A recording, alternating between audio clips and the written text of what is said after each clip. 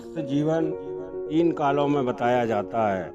भूतकाल, वर्तमान, भविष्यकाल। जो चला गया भूत बन गया, जो चल रहा है वह वर्तमान है और जो अभी देखा नहीं वो भविष्य है।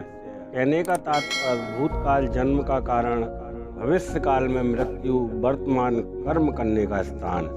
परमात्मा ने मनुष्य को हर आज़ादी दे दी।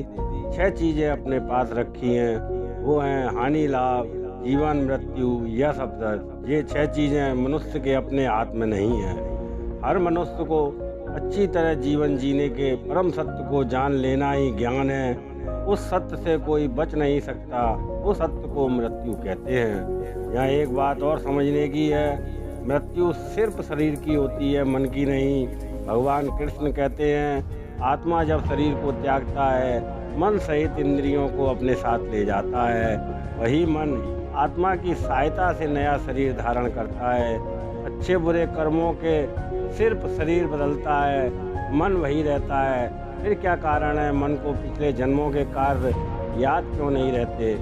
इसका अर्थ मन आत्मा की तरह सूक्ष्म होते हुए भी स्वभाव से जड़ है। इसी कारण मन को अपने पिछले जन्म के बोध नहीं होता है। इसी तरह आत्मा को पिछले हर शरीर का, उसके द्वारा किए गए कार्यों का पूर्ण ज्ञान होता है। चतुर मनुष्य न्यायपूर्वक समस्त कर्तव्यों को करते हुए अपने मन को बुद्धि की सहायता से अपने ध्यान को परमात्मा को प्राप्त करने में लगाए रखे।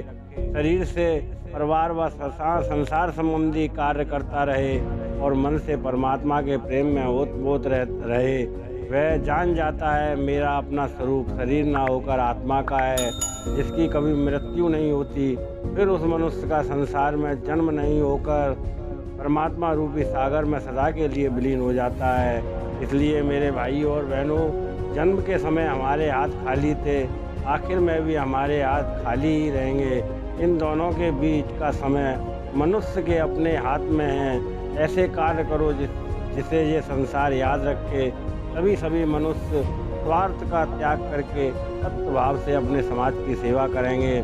मनुष्य जब जानता है, चतुर है, ज्ञानी है, बुद्धिमान है, इस शरीर की मृत्यु से पहले शरीर से बिना स्वार्थ के परिवार व समाज की सेवा करो, मन से परमात्मा की सेवा करो।